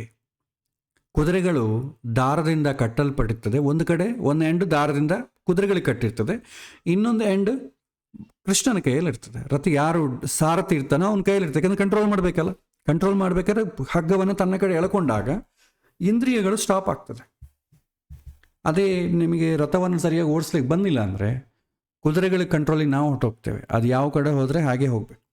ಈ ಹಳ್ಳಿನಲ್ಲಿ ಬಂಡಿ ಕಟ್ತಾರೆ, ಪಾಪ ಚೆನ್ನಾಗಿ ಕಂಟ್ರೋಲ್ ಮಾಡೋದು ಪರವಾಗಿಲ್ಲ. ಕಂಟ್ರೋಲ್ ಮಾಡಲಿಲ್ಲದು ಅಂತ ಅಂದ್ಕೊಳ್ಳಿ, ಅವನಿಗೆ ಅದನ್ನು ಏನು ಮಾಡ್ರೂ ಆ ಹಗ್ಗ ಅದೇ ಎಳ್ಕೊಂಡು ಹೋಗ್ತದೆ. ಹಾಗೆ ಆ ರಥದಲ್ಲಿ ಕೂತಿದ್ದಂಥ ಜೀವ ಅದ ಅರ್ಜುನ. ಇದು ನೋಡಿ, ರಥಿಕ ಸ್ಥಾನದಲ್ಲಿರುವಂಥ ಕೃಷ್ಣ ಆ ಲಗಾಮನ್ನು, ಆ ಕುದುರೆಗಳನ್ನ ಕಂಟ್ರೋಲ್ ಮಾಡೋದು ಕಲ್ತ್ಕೊಂಡಿದ್ರೆ ಮನಸ್ಸನ್ನು ತನ್ನ ಕಡೆ ಎಳ್ಕೊಂಡು ಯಾವಾಗ ಬೇಕಾದರೆ ಆವಾಗ ಇಂದ್ರಿಯಗಳನ್ನ ಸ್ಟಾಪ್ ಮಾಡ್ತಾರೆ. ಯಾವಾಗ ಕುದುರೆಗಳು ಚೆನ್ನಾಗಿ ಕಂಟ್ರೋಲ್ ಆಗಿರ್ತದೋ ಇಡೀ ರಥ ಸೇಫ್ ಆಗಿರ್ತದೆ. ರಥ ಯಾವಾಗ ಸೇಫ್ ಆಗಿರ್ತದೋ ಒಳಗಿದ್ದಂಥ ಜೀವ ಕೂಡ ತುಂಬ ಸೇಫ್ ಆಗಿರ್ತಾನೆ. ಅದೇ ಸಾರಥಿಗೆ ಸರಿಯಾಗಿ ಕಂಟ್ರೋಲ್ ಮಾಡ್ಲಿಕ್ಕೆ ಬರಲಿಲ್ಲ, ಇವನು ಹೇಳ್ದಂಗೆ ಕುದುರೆ ಕೇಳ್ತಿಲ್ಲ ಅಂತಂದ್ರೆ ಏನಾಗ್ತದೆ? ಕೈಯಲ್ಲಿದ್ದಂಥ ಒಂದು ಎಂಡು ಹಗ್ಗ ಇರ್ತದೆ ಲಗಾಮ್, ಅದು ಇನ್ನೊಂದು ಎಂಡು ಕುದುರೆಗಳು ತನ್ನ ಬಲಿಷ್ಠವಾಗಿ ಅದರ ಕಡೆ ಎಳ್ಕೊಂಡು ಹೋಗ್ತದೆ. ತನಗೆ ಯಾವ ಕಡೆ ಬೇಕೋ ಆ ಕಡೆ ಹೋಗ್ತದೆ. ತನಗೆ ಯಾವ ಕಡೆ ಬೇಕೋ ಆ ಕಡೆ ಹೋದಾಗ ರಥ ಎಡವಲಿಕ್ಕೆ ಸಾಧ್ಯ ಇದೆ. ರಥ ಬಿತ್ತಂದ್ಕೊಳ್ಳಿ, ಒಳಗಿರುವಂಥ ಜೀವ ಕೂಡ ಬಿದ್ದು ಹೋಗ್ತಾನೆ. ಹಾಗಾಗಿ ಇಲ್ಲಿ ಬುದ್ಧಿ ಅಂತಂಬುದು ತುಂಬ ಪ್ರಧಾನ. ಕುದುರೆಗಳ ಇಂದ್ರಿಯ, ಕುದುರೆಗಳಿಗೆ ಕಟ್ಟಿದಂಥ ಹಗ್ಗ ಮನಸ್ಸು, ಆ ಹಗ್ಗ ಇಟ್ಟುಕೊಂಡಿದ್ದಂಥ ಬುದ್ಧಿ ಗಟ್ಟಿಯಾಗಿ ಇಟ್ಕೋಬೇಕು. ಬುದ್ಧಿ ಟ್ರೈನ್ ಆಗಿತ್ತು ಅಂದ್ಕೊಳ್ಳಿ, ಮನಸ್ಸನ್ನು ಗಟ್ಟಿಯಾಗಿ ಹಿಡ್ಕೊಳ್ತದೆ. ಟ್ರೈನ್ ಆಗಿಲ್ಲ ಅಂತಂದರೆ ಮನಸ್ಸು ಹೇಳ್ತದೆ, ನಿಂಗೆ ಗೊತ್ತಿಲ್ಲ ಇರು, ಈ ಸಿನಿಮಾ ತುಂಬ ಚೆನ್ನಾಗಿರುತ್ತೆ, ಈ ಮ್ಯಾಚ್ ತುಂಬ ಅದ್ಭುತವಾಗಿರುತ್ತೆ, ನೀನು ನೋಡಲೇಬೇಕು. ಬುದ್ಧಿ ಮಾಡಿ, ಹೌದಾ ಅಂತ ಚೆನ್ನಾಗಿರ್ತೀಯಾ, 2 ಎಕ್ಸಾಂಪಲ್ ಕೊಡು ಅಂತ ಕೇಳ್ತದೆ. ಅದೇ ಟ್ರೈನ್ ಆಗಿತ್ತು ಅಂದ್ಕೊಳ್ಳಿ, ನಮಗೆ ಯಾಕೆ ಬೇಕದು? ನಮಗೇನೋ ಹೊಟ್ಟೆ ಊಟ ಹಾಕ್ತದ? ಇಲ್ಲ ಅಲ್ಲ, ಅಪ್ಪ ಅಮ್ಮ ಚೆನ್ನಾಗಿ ಓದಿಸ್ತಾ ಇದ್ದಾರೆ, ಚೆನ್ನಾಗಿ ಓದ್ಕೊಂಡು ಮುಂದುವರಿಯೋಣ, ಅದರಿಂದ ನಮಗೆ ತಲೆ ಕೆಡ್ತದಷ್ಟೇ, ಬೇಕಿತ್ತ ನಿನಗೆ ಅಂತೇಳಿ ಬುದ್ಧಿ ವಾರ್ನು ಮಾಡ್ತದೆ. ಇಲ್ಲ ಅಂತಂದರೆ ಹೌದಾ ಹಾಗ ಒಂದ್ಸಲ ತೋರಿಸು, ಇಲ್ಲಿ ಇಂಥ ಕಡೆ ಟೇಸ್ಟ್ ನೋಡೋಣ, ಅಲ್ಲಿ ಯಾವ ಟೇಸ್ಟ್ ಇರುತ್ತೆ, ಇದೇ ಕಂಪೇರ್ ಮಾಡ್ಕೊತ ಇರುತ್ತೆ. ಬುದ್ಧಿ ಚೆನ್ನಾಗಿದ್ದರೆ, ಹೊಟ್ಟೆಯಲ್ಲಿ ಲಿವರ್ ಅಂತ ಒಂದಿದೆ, ನೀನು ಏನು ಹಾಕಿದ್ರೂ ಅದಕ್ಕೇನು ರುಚಿ ಗೊತ್ತಾಗಲ್ಲ. ಅತಿಯಾದಂಥ ಭಾರ ಹಾಕಿದರೆ ಅದು ನಿನಗೆ ಭಾರವಾಗ್ತದೆ, ಹೊಟ್ಟೆ ರಿಸರ್ವ್ಸ್ ಬೆಳೆದೋಗ್ಬಿಡ್ತದೆ, ಇಲ್ಲದ ಕಾಯಿಲೆಗಳೆಲ್ಲ ಬರ್ತದೆ, ಬೇಕಿತ್ತ ನಿನಗೆ ಅಂತ ಬುದ್ಧಿ ಹೇಳುತ್ತದೆ. ಟ್ರೈನ್ ಆದ ಬುದ್ಧಿ ಒಂಥರ ಇರುತ್ತೆ, ಅನ್ಟ್ರೈನ್ಡ್ ಆಗಿದ್ರೆ ಇನ್ನೊಂದು ಥರ ಇರುತ್ತೆ. ಸೊ ಹಾಗಾಗಿ ನಾವು ಭಗವಂತನಿಗೆ ಒಪ್ಪಿಸಬೇಕು ಅಂದರೆ ಅರ್ಥ ಏನಂತಂದರೆ, ಭಗವಂತ ಹೇಳಿದ್ದನ್ನು ಫಾಲೋ ಆಗ್ತಾ ಹೋಗಬೇಕು ಅಂತ ಅರ್ಥ. ಆವಾಗ ಮನಸ್ಸು ಸೇಫು, ಇಂದ್ರಿಯಗಳು ಸೇಫು, ಇಡೀ ಶರೀರ ಸೇಫು. ಶರೀರ ಯಾವಾಗ ಇರ್ತದೋ ಶರೀರ ಮಾಧ್ಯಮ ಕಲು ಧರ್ಮ ಸಾಧನ. ಜೀವ ಶರೀರ ಚೆನ್ನಾಗಿದ್ರೇ ಸಾಧನೆ ಮಾಡ್ಕೊಳ್ಳಿಕ್ಕಾಗ್ತದೆ, ಇಲ್ಲದೆ ಸಾಧನೆ ಮಾಡ್ಕೊಳ್ಳಿಕ್ಕಾಗಲ್ಲ. ಇದರ ಉದ್ದೇಶ ಇದು. ಮತ್ತೊಂದು ಕೃಷ್ಣ ಹೇಳ್ತಾನೆ, ವಿದ್ಯಾ ವಿನಯ ಸಂಪನ್ನೆ ಬ್ರಾಹ್ಮಣೇ ಗವಿಹಸ್ತಿನಿ ಶುನಿಚ ಏವ ಶ್ವಪಾಕೇಚ ಪಂಡಿತಾ ಸಮದರ್ಶಿನಾ ಅಂತ ಹೇಳ್ತಾರೆ. ಏನು ಇದರ ಅರ್ಥ? ಈ ಶ್ಲೋಕವನ್ನು ಬಹಳಷ್ಟು ಅಪಾರ್ಥ ಆಗೋದೇ ಬಹಳ ಹೆಚ್ಚು. ಒಬ್ಬ ಸಾಧಕನ ಉಪಾಸನೆಯಲ್ಲಿ ಇರಬೇಕಾದಂಥ ಇನ್ನೊಂದು ಮುಖವನ್ನು ಕೃಷ್ಣ ಇಲ್ಲಿ ವಿವರಣೆ ಮಾಡ್ತಾನೆ. ಇದು ತುಂಬ ಒಳನೋಟದ ಅಪೇಕ್ಷಿಸುವಂಥ ಶ್ಲೋಕ. ಎಕ್ಸ್ಟರ್ನಲ್ಲಿ ಇದನ್ನು ನಾವು ಕಂಪೇರ್ ಮಾಡ್ಕೊಳ್ಳೋಕ್ಕಾಗಲ್ಲ. ಇಲ್ಲಿ ಕೃಷ್ಣ ಹೇಳ್ತಾನೆ, 3 ಥರ ಮನುಷ್ಯರಿದ್ದಾರೆ. 3 ಥರ ಮನುಷ್ಯರ ಸ್ಥಿತಿಯನ್ನು ಮತ್ತು 3 ತರಹದ ಪ್ರಾಣಿಗಳ ಸ್ಥಿತಿಯನ್ನು ಕೃಷ್ಣ ಇಲ್ಲಿ ಕಂಪೇರ್ ಮಾಡಿ ತೋರಿಸಿದ್ದಾನೆ. ಮನುಷ್ಯರಲ್ಲಿ 3 ಥರ: ವಿದ್ಯಾ ವಿನಯ ಸಂಪನ್ನ, ಬ್ರಾಹ್ಮಣ ಮತ್ತು ಶ್ವಪಾಕ. ಪ್ರಾಣಿಗಳಲ್ಲಿ 3: ಗೋವು, ಆನೆ ಮತ್ತು ನಾಯಿ. ಮನುಷ್ಯರಲ್ಲಿ ಜ್ಞಾನದ ತುತ್ತ ತುದಿಯನ್ನು ತಲುಪಿದವರು ಮತ್ತು ಅತ್ಯಂತ ಶ್ರೇಷ್ಠರು, ತುಂಬ ಎಕ್ಸ್ಟ್ರೀಮ್ ಆಗಿರ್ತಾರೆ, ಅವರನ್ನು ವಿದ್ಯಾ ವಿನಯ ಸಂಪನ್ನ ಅಂತ ಕರೀತಾರೆ. Extreme knowledge. ಇನ್ನು ವೇದದ ಕೆಲವು ಭಾಗವನ್ನು ಪ್ರಾಮಾಣಿಕವಾಗಿಟ್ಟುಕೊಂಡು ಮನನೆ ಮಾಡಿ ಉಪಾಸನ ಮಾಡ್ತಾ ಇರ್ತಾರೆ. ಅಷ್ಟು ತುತ್ತ ತುದಿಗೆ ಏನು ಹೋಗಿಲ್ಲ, ಬಟ್ ಅಧ್ಯಯನ ಮಾಡಿರ್ತಾನೆ. ವೇದವನ್ನು ಅಧ್ಯಯನ ಮಾಡಿ ಉಪಾಸನೆ ಮಾಡಬೇಕು, ಇನ್ನು ಸಿದ್ಧತ್ವವನ್ನು ಪಡಿಬೇಕು ಅಂತ ಸಾಧನೆ ಮಾಡ್ತಾ ಇರ್ತಾನೆ, ಸಾಧಕ ಅಂತಾರೆ. ಅವನ್ನ ಶಾಸ್ತ್ರದಲ್ಲಿ ಬ್ರಾಹ್ಮಣ ಅಂತ ಕರೀತಾರೆ. ಇಲ್ಲಿ ಹೇಳುವಂಥ ಬ್ರಾಹ್ಮಣ ಜಾತಿ ಅಲ್ಲ, ವರ್ಣ. ಇದೆಲ್ಲ ಮತದಲ್ಲಿ ಎಲ್ಲ ಕಡೆ ಜನಗಳಿಗೂ ಅಪ್ಲೈ ಆಗ್ತದೆ. ಕೇವಲ ಬ್ರಾಹ್ಮಣರು ಅಂತಂದರೆ ಮತ್ತೆ ಭಾರತದಲ್ಲಿ ಅದರಲ್ಲೂ ಜನಿವಾರ ಹಾಕ್ಕೊಂಡು ಬ್ರಾಹ್ಮಣರು ಅಂತ ಅಂದ್ಕೊಳ್ಬೇಡಿ. ಬ್ರಾಹ್ಮಣ ಅಂತಂದರೆ ನಾಲೆಡ್ಜಬಲ್ ಅಂತ ಅರ್ಥ ಅಷ್ಟೆ. ಸೊ ಈ ಬಗ್ಗೆ ಹಿಂದೆ ಹೇಳಿದ್ವಿ, ವರ್ಣದ ಬಗ್ಗೆ. ಸಮಸ್ತ ವೇದವನ್ನು ಓದಿ ಆ ವೇದೋಕ್ತವಾದ ವಿಧಾನವನ್ನು ಜೀವನದಲ್ಲಿ ಅಳವಡಿಸಿಕೊಂಡಂಥ ವೇದಜ್ಞ ಅಂತ ಅರ್ಥ. ವೇದದ ಅಂತರಂಗದ ಅರ್ಥವನ್ನು ತಿಳಿದವ ವೇದ ಅರ್ಥಜ್ಞ. ಆತನೇ ವಿದ್ಯಾ ವಿನಯ ಸಂಪನ್ನ. ಅರ್ಥ ಗೊತ್ತಿದ್ದು ಎಕ್ಸ್ಟ್ರೀಮ ಹೋಗೋನು ವಿದ್ಯಾ ವಿನಯ ಸಂಪನ್ನ. ಸಾಧನೆ ಮಾಡ್ತಾ ತಿಳ್ಕೊಳ್ಳೋವಂಥ ಪ್ರಯತ್ನ ಮಾಡೋನ್ನ ಬ್ರಾಹ್ಮಣ ಅಂತ ಕರೀತಾರೆ. ಒಬ್ಬನ ಎಕ್ಸ್ಟ್ರೀಮು ಇನ್ನೊಬ್ಬನ ಎಕ್ಸ್ಟ್ರೀಮಿಗೆ ಹೋಗೋಕ್ಕೆ ಪ್ರಯತ್ನ ಮಾಡುವಂಥವು. ಇನ್ನು ಲೋಯೆಸ್ಟ್, ತುಂಬ ಕೀಳು ಮಟ್ಟದ ಜನ ಯಾರು ಅಂತಂದರೆ ಶ್ವಪಾಕ ಅಂತಾರೆ. ಮನುಷ್ಯರಲ್ಲಿ ಎಕ್ಸ್ಟ್ರೀಮ್ ಆಗಿರೋರು ಇದ್ದಾರೆ, ಮೀಡಿಯಮ್ ಆಗಿರೋರು ಇದ್ದಾರೆ, ತುಂಬ ಲೋಯರ್ ಲೆವೆಲ್ ಇರೋದು ಅವ್ರನ್ನ ಶ್ವಪಾಕ ಅಂತ ಕರೀತಾರೆ. ಶ್ವಪಾಕ ಅಂತಂದರೆ ನಾಯಿಯ ಮಾಂಸವನ್ನು ತಿನ್ನೋನು ಅಂತ ಅರ್ಥ. ಅವನಿಗೆ ಯಾವ ಮಾಂಸ ತಿನ್ನಬೇಕು ಅಂತ ಗೊತ್ತಿಲ್ಲ. ಅಂದರೆ ಆತನಿಗೆ ಯಾವ ಸಂಸ್ಕಾರವೂ ಇರೋದಿಲ್ಲ. ಹಸಿತಾ ಇದೆ, ಹೊಟ್ಟೆಗಾಗಿ ಏನಾದರೂ ತಿನ್ನಬೇಕು ಅಂತ ಅಷ್ಟೇ ಆಗಲಿ, ತಿಂದ ಮೇಲೆ ಅದು ಏನಾಗ್ತದೆ, ತಿನ್ನುವಂಥ ಪದಾರ್ಥವ, ತಿಂದ ಮೇಲೆ ನಮ್ಮ ಮನಸ್ಸು ಬುದ್ಧಿ ವಿಪರೀತವಾಗ್ತದ, ಇದೆಲ್ಲ ಗೊತ್ತಿಲ್ಲ ಪಾಪ. ಇದು ಮನುಷ್ಯನ ಅಧಃಪತನದ ಪರಾಕಾಷ್ಠೆಯನ್ನು ಹೇಳುವಂಥ ಎಕ್ಸಾಂಪಲ್. ಹೀಗೆ ಅತ್ಯಂತ ಎತ್ತರಕ್ಕೆ ಏರಿದಂಥ ವಿದ್ಯಾ ವಿನಯ ಸಂಪನ್ನ, ಅದಕ್ಕನ್ನು ಸ್ವಲ್ಪ ಕೆಳಗೆ ಬ್ರಾಹ್ಮಣ, ಇನ್ನು ಲೋಯೆಸ್ಟ್ ಮನುಷ್ಯರಲ್ಲೇ ತುಂಬ ಅಧಮಾಧಮ ಅಂತಂದರೆ ಶ್ವಪಾಕ. ಭಾಳ ಜನ ಪ್ರಶ್ನೆ ಕೇಳೋದುಂಟು, ಮಾಂಸ ತಿನ್ಬೋದಾ? ಮಾಂಸ ಯಾಕೆ ತಿನ್ನಬಾರ್ದು? ಯಾರೂ ತಿನ್ನಬಾರ್ದ? ಕೆಲವರೇ ತಿನ್ನಬೇಕಾ? ಈ ಥರ ಧರ್ಮ ಪ್ರಶ್ನೆಗಳು ಭಾಳ ಕೇಳ್ತಾರೆ. ಯಾರು ತಿನ್ನಬೇಕು, ಯಾಕೆ ತಿನ್ನಬೇಕು, ಯಾವಾಗ ತಿನ್ನಬೇಕು, ಇದೆಲ್ಲ ಪಕ್ಕಕ್ಕಿಟ್ಟರೆ ತಿಂದರೆ ಏನಾಗುತ್ತೆ ಅಂತ ತಿಳ್ಕೊಂಡ್ರೆ ಸಾಕು. ತಿಂದರೆ ಏನಾಗುತ್ತೆ ಅಂತ ತಿಳ್ಕೊಂಡ್ರೆ ಬೇಕಾದವ್ರು ತಿಂತಾರೆ, ಇಲ್ಲದ್ರೆ ಬೇಡ. ತಿನ್ನೋದ್ರಿಂದ ಬುದ್ಧಿ ಪೂರ್ತಿ ಸ್ಟಿಮ್ಯುಲೇಟ್ ಆಗ್ತದೆ, ವಿಪರೀತವಾಗಿ ಕೆಲಸ ಮಾಡ್ತದೆ. ಪಾಸಿಟಿವ್ ಆಗಲ್ಲ, ನೆಗೆಟಿವ್ ಆಗಿ ಕೆಲಸ ಮಾಡ್ತದೆ. ಆವಾಗ ಮನುಷ್ಯನ ತುಂಬ ತಾಮಸಿಕ ಗುಣ ಅಂದರೆ ಲೇಜಿನೆಸ್ ಆಗ್ಬೋದು, ಮತ್ತೊಂದು ಆಗ್ಬೋದು, ಆ ಸುಖಕ್ಕೋಸ್ಕರ ಮಾಡಬಾರ್ದ ಕೆಲಸವನ್ನು ಮಾಡ್ಬೋದು, ಈ ಥರಕ್ಕೆ ಹೋಗ್ತಾನೆ. ಹಾಗಾಗಿ ಅದು ಯಾರಿಗೆ ಬೇಕೋ ಅವ್ರು ತಿಂತಾರೆ, ಇಲ್ಲದ್ರೆ ಬೇಡವ ಅಂತ ಅನ್ಸೋದು ತಿನ್ನೋದಿಲ್ಲ ಅಷ್ಟೇ. ಇಂಥವರೇ ತಿನ್ನಬೇಕು, ಇಂಥಬಾರದೆ ತಿನ್ನಬಾರ್ದು ಅಂತ ನಾವು ಒಂದು ಲಿಸ್ಟ್ ಹಾಕ್ಲಿಕ್ಕೆ ಬರೋದಿಲ್ಲ. ಭಾಳ ಜನ ವಾದನ, ರಾಮದೇವರು ಕೂಡ ಕ್ಷತ್ರಿಯನ ಅದು ಹಿಂದೆ ತಿಂತಿದ್ದ, ನಾವ್ಯಾರು ನೋಡಿಲ್ಲ. ಅದನ್ನು ನಡೆದಿದ್ದು 21ನೇ ತ್ರೇತಾಯುಗ. ಒಂದು ಕಡೆ ಪ್ರಾಣಿ ಹಿಂಸೆ ಮಾಡಬಾರ್ದು ಅಂತ ಕೂಡ ಹೇಳ್ತಾ, ಅಂಥದ್ದು ರಾಮ ಹೇಗೆ ತಿಂದ ನನಗೆ ಗೊತ್ತಿಲ್ಲ. ಭಾಳಷ್ಟು ಈ ಥರ ಪ್ರಶ್ನೆಗಳು ಹೇಳುವಂಥದ್ದು ಉಂಟು. ಸೊ ಇಲ್ಲಿ ವಿದ್ಯಾವಿನಯ ಸಂಪನ್ನ, ಅದಕ್ಕಿಂತಲೂ ಸ್ವಲ್ಪ ಕಡಿಮೆ ಅಂದರೆ ಬ್ರಾಹ್ಮಣ, ಅದಕ್ಕಿಂತಲೂ ಪೂರ ಕಡಿಮೆ ಅಂತಂದರೆ ಶ್ವಪಾಕ. ಇನ್ನು ಪ್ರಾಣಿಗಳ ಲಿಸ್ಟಲ್ಲಿ ನೋಡಿದ್ರೆ ಗೋವು ಅತ್ಯಂತ ಶ್ರೇಷ್ಠವಾದಂಥ ಪ್ರಾಣಿ. ಅದರ ನಂತರ ಮಧ್ಯಮ ಅಂತಂದರೆ ಆನೆ, ಹಸ್ತಿನಿ ಅಂತಾರೆ. ಕೊನೆಗೆ ಅಂತಂದರೆ ನಾಯಿ. ಪ್ರಾಚೀನರು ಮನಸ್ಸನ್ನು ಯಾವುದು ಶುದ್ಧಗೊಳಿಸ್ತದೆ ಅದನ್ನು ಶುದ್ಧ ಅಂತ ತೀರ್ಮಾನ ಮಾಡ್ತಿದ್ರು. ಉದಾಹರಣೆಗೆ ಹಿಂದೆ ಜಿಂಕೆ ಚರ್ಮೆಯೋ ಹುಲಿ ಚರ್ಮನೋ ಕೆಳಗಡೆ ಹಾಕ್ಕೊಂಡು ಧ್ಯಾನ ಮಾಡ್ತಾಯಿದ್ರು. ಭೂಮಿಯಲ್ಲಿ ಇದ್ದಂಥ ಕೆಟ್ಟ ಕಂಪನಗಳು ಧ್ಯಾನವನ್ನು ಡಿಸ್ಟರ್ಬ್ ಮಾಡಬಾರ್ದು ಅಂತ ಹಿಂದೆ ಉಪಯೋಗಿಸ್ತಾ ಇದ್ರು. ಮತ್ತು ಹಬ್ಬ ಹರಿದಿನಗಳು ನಾವೇನು ಮಾಡ್ತೇವೆ, ಗೋವಿನಿಂದ ಬರುವಂಥ ಇದೆಲ್ಲವೂ ಶ್ರೇಷ್ಠವೇ.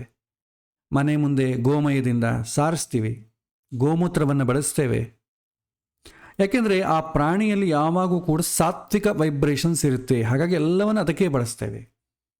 ಹಸುವಿನಲ್ಲಿರುವಂಥ ಇನ್ನೊಂದು ಶ್ರೇಷ್ಠತೆ ಅಂತಂದರೆ, ಈ ಪ್ರಪಂಚದಲ್ಲಿ ಎಲ್ಲ ಪ್ರಾಣಿಗಳ ಮಲ ತುಂಬ ಮೂತ್ರ ವ್ಯರ್ಜ, ಆದರೆ ಹಸುವಿನ ಮೂತ್ರ ಮಾತ್ರ ತುಂಬ ಶ್ರೇಷ್ಠ. ಅದು ಆಯುರ್ವೇದದಲ್ಲೂ ಕೂಡ ತುಂಬ ಕಡೆ ಬಳಸ್ತಾರೆ. ಹೀಗೆ ಪ್ರಾಣಿಗಳಲ್ಲಿ ಹಸು ಅತ್ಯಂತ ಶ್ರೇಷ್ಠ.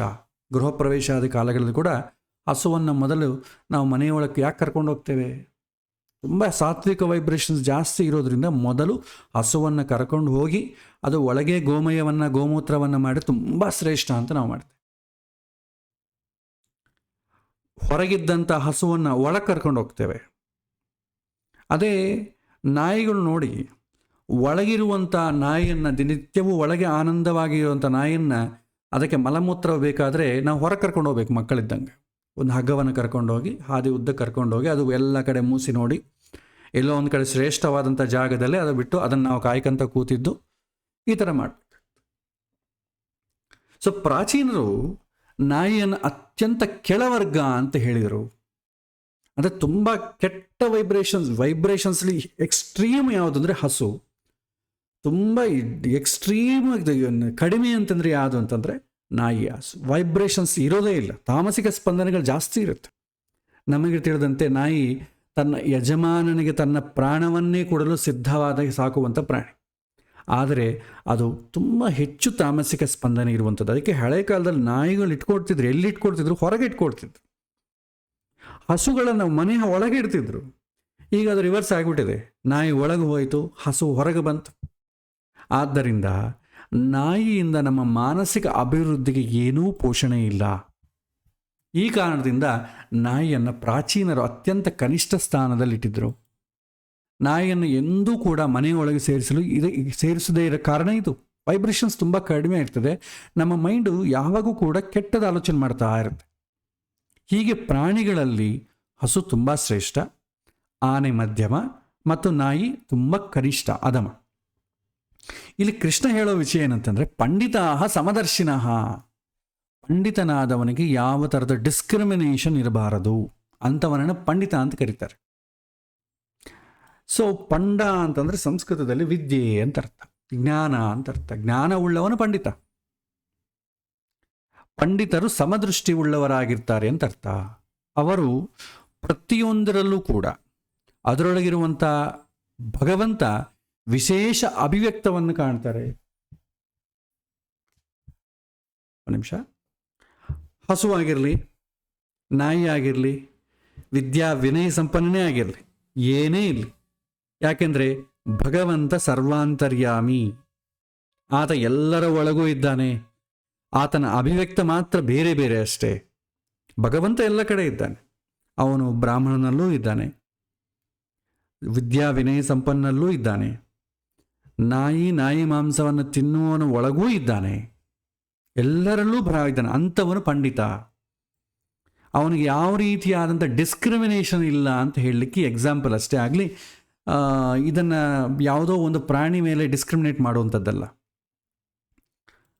ಉದಾಹರಣೆಗೆ ನಮಗೊಂದು ಇದಿದೆ, ಟಚ್ ಮಿ ನಾಟ್, ಮುಟ್ಟಿದರೆ ಮುನಿಗಿಡ ಅಂತ. ಯಾರಿಗೂ ಬೇಡವಾಗಿ ಬೆಳೆಯುವಂಥ ಈ ಗಿಡದಲ್ಲಿ ಅಮೋಘವಾದಂಥ ಔಷಧಿ ಗುಣ ಇದೆ. ಈ ಗಿಡವನ್ನು ಜಜ್ಜಿ ಒಂದು ಬಟ್ಲಲ್ಲಿ ಕಟ್ಟಿ ಗಂಜಿಯನ್ನು ಜೊತೆಗೆ ಬೆರೆಸಿ ಆ ಗಂಜಿಯನ್ನು ಸೇವಿಸಿದರೆ, ಅಥವಾ ಈ ಗಿಡದ ಕಷಾಯವನ್ನು ಮಾಡಿ ಕುಡಿದ್ರೆ ಯಾವುದೇ ಶಸ್ತ್ರಚಿಕಿತ್ಸೆ ಇಲ್ಲದೆ ಪೈಲ್ಸ್ ಹೋಗುತ್ತೆ ಅಂತ ಹೇಳ್ತಾರೆ ಆಯುರ್ವೇದದಲ್ಲಿ.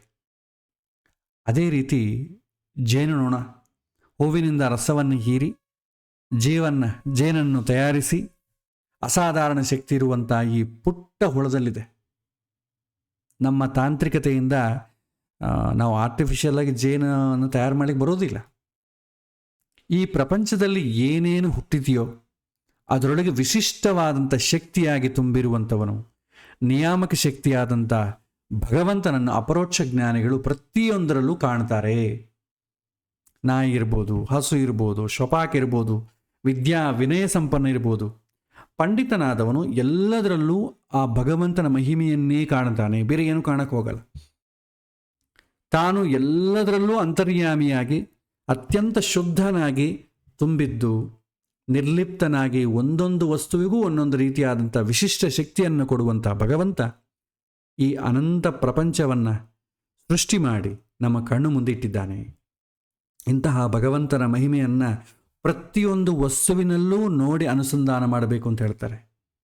ಆತ ಎಲ್ಲ ಕಡೆಯೂ ಜ್ಞಾನಾನಂದಪೂರ್ಣಕವಾಗಿ ಸರ್ವಗುಣಪೂರ್ಣ ಸರ್ವಗತನಾಗಿ ಪ್ರತಿಯೊಂದು ಅಣು ಕಣದಲ್ಲೂ ತುಂಬಿದ್ದಾನೆ. ಈ ಅನುಸಂಧಾನ ಅಪರೋಕ್ಷ ಜ್ಞಾನಕ್ಕೆ ಬೇಕಾದಂಥ ಸಮದರ್ಶನ. ನಾವು ಜ್ಞಾನವನ್ನು ಬಿಡಿಸಿ ಅಪರೋಕ್ಷಾನುಭವವನ್ನು ಹೊಂದಬೇಕಾದರೆ ಎಲ್ಲವನ್ನೂ ಸಮಾನವಾಗಿ ನೋಡಬೇಕು. ಆ ಥರ ದೃಷ್ಟಿಯನ್ನು ಬೆಳೆಸಿಕೊಂಡಾಗೆ ಆನಂದವಾಗ್ತದೆ.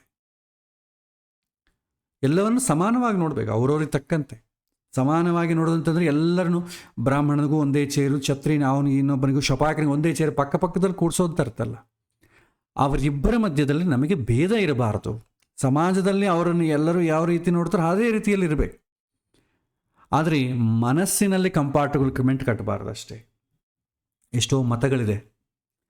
ಆಧ್ಯಾತ್ಮಿಕದಲ್ಲೇ ವೈದಿಕ ಮತದಲ್ಲೇ ದ್ವೈತಾದ್ವೈತ, ವಿಶಿಷ್ಟಾದ್ವೈತಗಳು, ಶುದ್ಧಾದ್ವೈತ, ಭಾವಾದ್ವೈತ ಎಷ್ಟೋ ಇದೆ. ಆದರೆ ಹೊರಗಿದು ಬೇರೆ ತಕ್ಕ ಕಾಣ್ತದೆ. ಆದರೆ ನಮ್ಮ ಒಳಗೆ ಯಾವ ರೀತಿಯಾದಂಥ ಡಿಸ್ಕ್ರಿಮಿನೇಷನ್ ಇರಬಾರ್ದು. ಎಲ್ಲರೂ ಒಂದೇ ಒಂದು ಮಾರ್ಗದಲ್ಲಿ ಹೋಗುವರು. ಒಂದು ಊರಿಗೆ ಹೋಗಬೇಕಾದ್ರೆ ಒಬ್ಬನು ಬಂಡಿಯಲ್ಲಿ ಹೋಗ್ತಾನೆ, ನಡ್ಕೊಂಡು ಹೋಗ್ತಾನೆ, ಆಟೋಲ್ಲಿ ಹೋಗ್ತಾನೆ, ಬಸ್ಸಲ್ಲಿ ಹೋಗ್ತಾನೆ, ಫ್ಲೈಟಲ್ಲಿ ಹೋಗ್ತಾನೆ, ಎಲ್ಲರೂ ಹೋಗ್ತಾರೆ. ಒಂದೊಂದು ಮಾರ್ಗ, ಡೆಸ್ಟಿನೇಷನ್ ಈಸ್ ಸೇಮ್.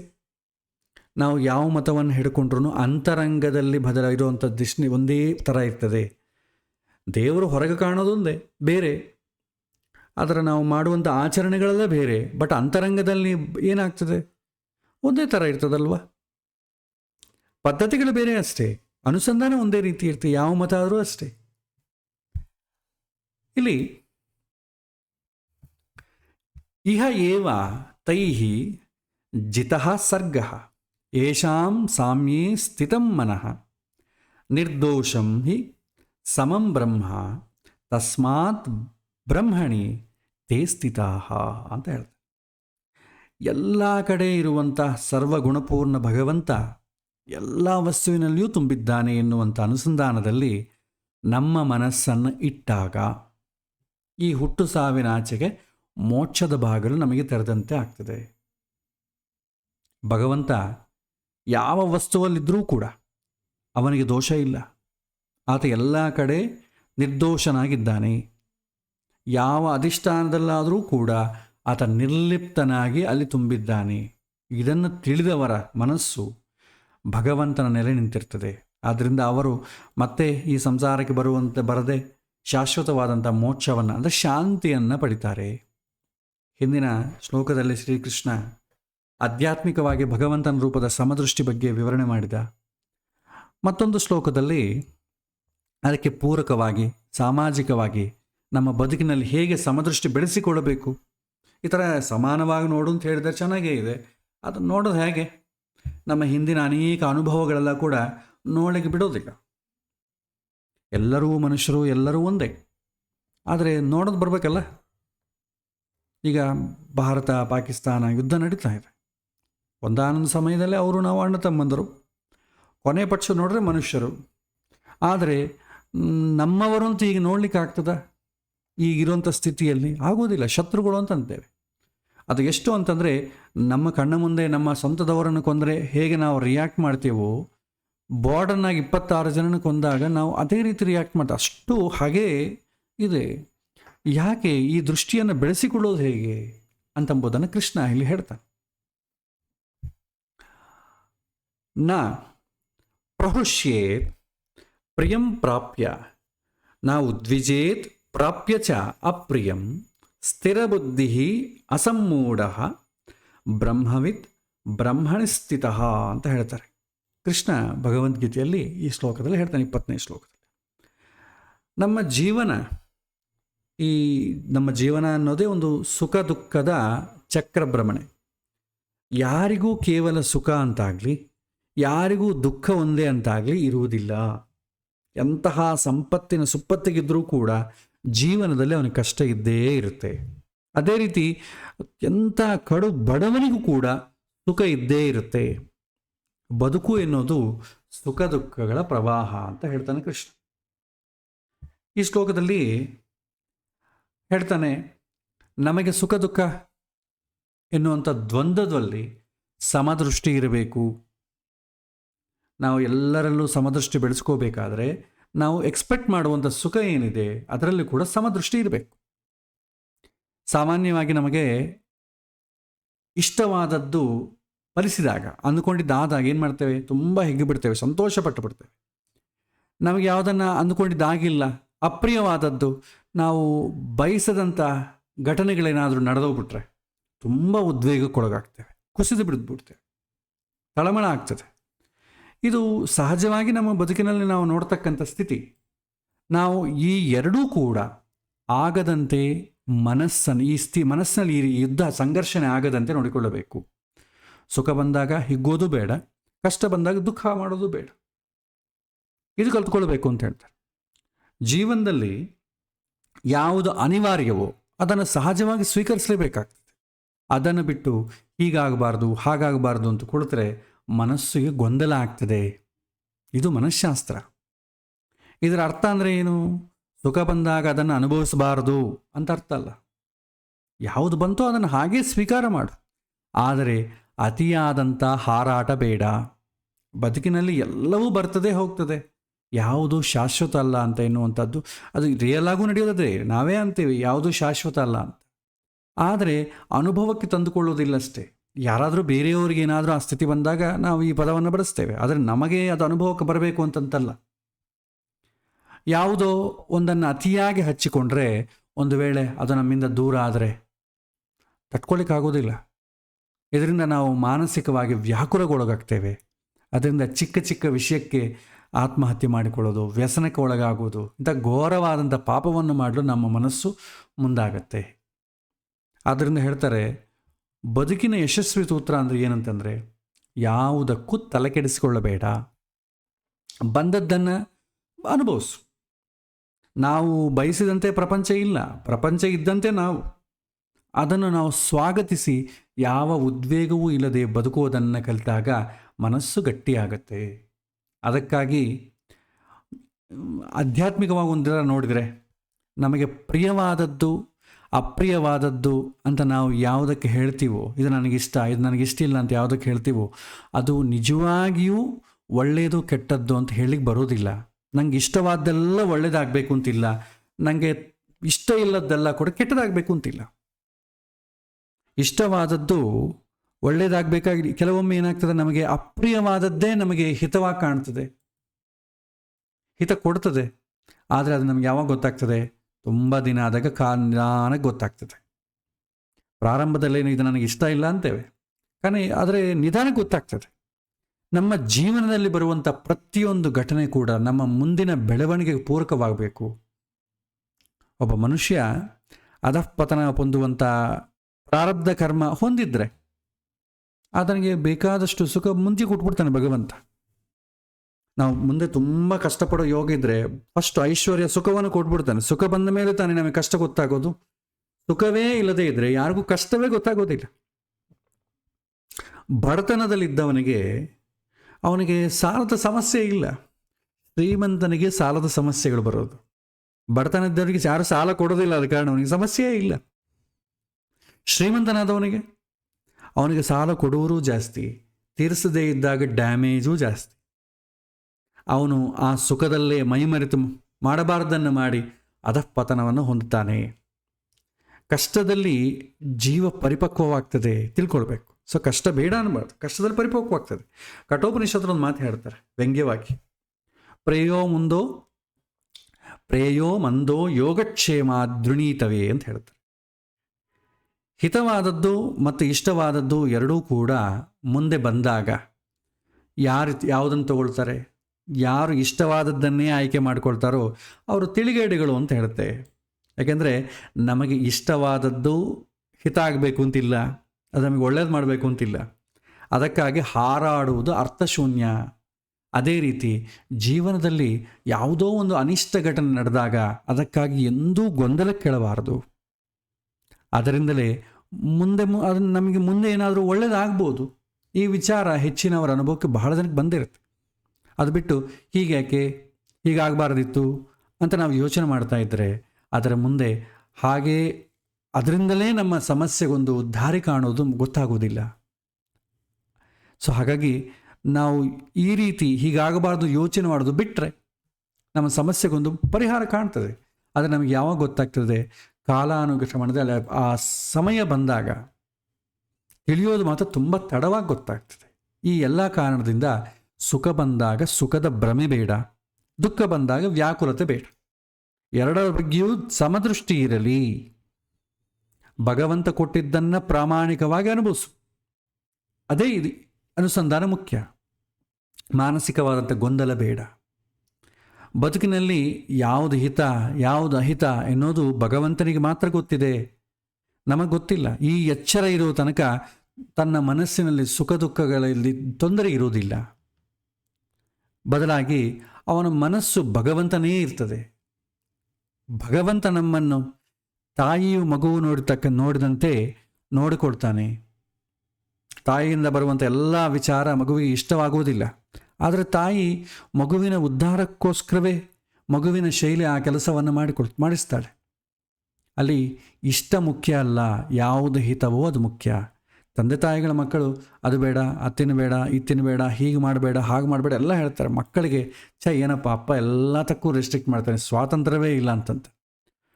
ದೊಡ್ಡವರಾದ ಮೇಲೆ ಅವನಿಗೆ ಗೊತ್ತಾಗ್ತದೆ, ಚಿಕ್ಕಂದ ನಮ್ಮಪ್ಪ ಇದು ಬೇಡ ಅದು ಬೇಡ ಅಂತಿದ್ದ, ಒಳ್ಳೆಯದೇ ಮಾಡಿದ್ದ. ಅವರು ಆವಾಗ ಹೇಳಿದಂಗೆ ನಾನು ಕೇಳದಿದ್ದರೆ ಇವತ್ತು ಈ ಸ್ಥಿತಿಯಲ್ಲಿ ಬಂದಿದ್ದಿಲ್ಲ, ನಾವು ಓದಿಕೊಂಡು ಉದ್ಧಾರ ಆಗ್ತಿದ್ದಿಲ್ಲ. ಅವರು ದಿನಾಗ ಓದು ಓದು ಓದು, ಶಾಲೆಗೆ ಹೋಗು, ಚೆನ್ನಾಗಿ ಓದು, ಒಳ್ಳೆ ಕೆಲಸವನ್ನೇ ಮಾಡು, ಕೆಟ್ಟದ್ದು ಮಾಡಬೇಡ ಅಂತ ಹೇಳಿದ್ದು ಯಾಕೆ ಅಂತ ನಮಗೆ ಈವಾಗ ಅರಿವಾಗ್ತದೆ. ಆದರೆ ಆ ಸಮಯದಲ್ಲಿ ನಮಗೆ ಅರಿವಾಗಲ್ಲ. ಅದು ಗೊತ್ತಾಗೋದು ತುಂಬ ನಿಧಾನಕ್ಕೆ. ಇನ್ನು ಸುಖದ ಬಗ್ಗೆ ನಾವು ಆಯ್ಕೆ ಮಾಡಿಕೊಳ್ಳುವಂಥ ಇಷ್ಟ ಎಲ್ಲ ಕೂಡ ಸುಖ ಆಗಬೇಕು ಅಂತಿಲ್ಲ. ಅದರ ಬಗ್ಗೆ ಕೂಡ ಕೃಷ್ಣ ಒಂದು ಶ್ಲೋಕದಲ್ಲಿ ಮುಂದೆ ವಿವರಣೆ ಮಾಡ್ತಾನೆ. ಸಮಯ ಆಗಿರೋದ್ರಿಂದ ಇವತ್ತಿನ ಪಾಠ ನಾವು ಇಲ್ಲಿಗೆ ಮುಗಿಸೋಣ. ಮತ್ತೆ ಬರುವಂಥ ಪಾಠದಲ್ಲಿ ಕೃಷ್ಣ ಈ ಸುಖ ಅಂತಂಬೋದು ಸುಖ ದುಃಖಗಳನ್ನು ಸಮಾನವಾಗಿ ನೋಡೋದು ಹೇಗೆ ಅಂತಂಬೋದಕ್ಕೆ ಅನೇಕ ಉದಾಹರಣೆಗಳನ್ನು ಕೊಡ್ತಾನೆ. ಅದನ್ನು ನಾವು ಮುಂದಿನ ಪಾಠದಲ್ಲಿ ನೋಡೋಣ. ಸೊ ಇವತ್ತಿನ ಪಾಠ ಇಲ್ಲಿಗೆ ಮುಕ್ತಾಯ ಮಾಡ್ತಾ ಇದ್ದೇನೆ. ಶ್ರೀಕೃಷ್ಣ ಅರ್ಪಣಮಸ್ತು.